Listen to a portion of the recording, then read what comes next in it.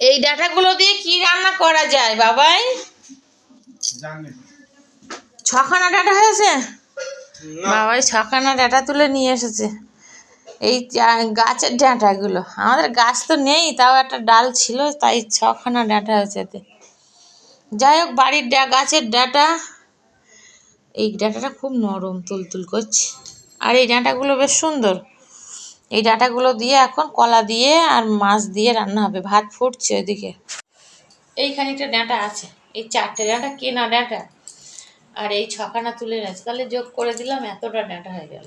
হ্যাঁ, এতটা ডাঁটা বেশ ভালোই হবে রান্না আজকে, মোটামুটি ভালো হবে, অনেকটাই রান্না হবে, বুঝতে পেরেছ? বেশ আলু দিয়ে, ডাঁটা দিয়ে, মাছ দিয়ে, কলা দিয়ে রান্না হবে বেশ সুন্দর করে। পাতলা জিরে আর আদা বাটা দিয়ে ঝোল করবো, একদম পাতলা করে ঝোল। খুব খেতে ইচ্ছে করছে, মাছ দিয়ে, ডাঁটা, আলু দিয়ে, কলা দিয়ে পাতলা ঝোল হবে। ডাঁটা আগের বছরে খুব খেয়েছি, এবছর আর ডাঁটাই নেই। আগের বছর ওর বাবা খুব ডাঁটা এনেছিল, এত এত ডাঁটা, এত এত এত এত। গ্যারেজে একটা গাছ ছিল, সেখান থেকে এনেছিল। আর আমাদের তো এখনো গাছ নেই, আমাদের গাছ বড় হলেই কেটে দেয়।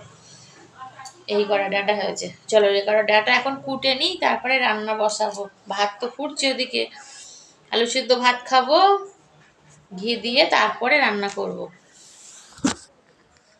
চলো রান্নাটা করে নিই। এই ডাঁটা